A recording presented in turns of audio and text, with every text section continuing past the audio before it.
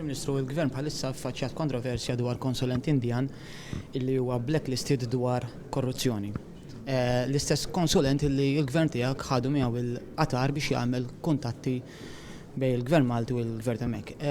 Qabel mar il-qatar, inti kont taf li dal-konsulent huwa blacklisted? Mela, l-ewwel nett iċċekkjajna u m'hemm l-ebda tip ta' kuntratt bejn dil-persuna u il-Gvern Malti. Kien hemm l-intenzjoni u kien hemm l-idea li qiegħed jgħin lill-Gvern Malti permezz ta' letter of appointment imma li qatt ma ġiet segwita mbagħad b'konsulenza b'kuntratt u dil-persuna qatt ma tħallset min-naħa tal-Gvern Malti li ma kontx naf li kien blacklisted, ma konniex informati. Xorta rrid ngħid li dil-persuna kienet importanti ħafna biex kellna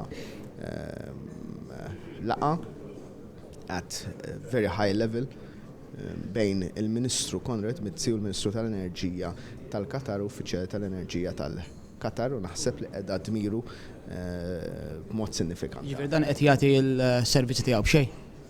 Le, kien hemm ftehim li jitħallas 6,000 euro fis-sena, jekk nsejjer żball. Nifhem li l-għamel il-xogħol tiegħu da se jkun qiegħed joħodhom. Le mhux ħajkun qed joħodhom għax m'hemmx kuntratt u ħajintemm hawnhekk għax kellu l-affarijiet kienu ċari. Ma konniex nafu b'dil-biċċa xogħol tal-blacklisting ngħid imma li qiegħda dmiru fir-rigward. Però Prim Ministru, però u Malta. Però inti tara tagħmel sens li kap ta' gvern ma jkunx jaf li Ministru ieħor qiegħed jieħu konsulent miegħu li għandu diffikultajiet barranin.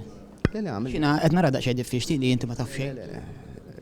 Qabel ma ġie ingaġġat saret id-due diligence fuqu. Le ma rriżulta minn imkien dak li qiegħed jiġi allegat.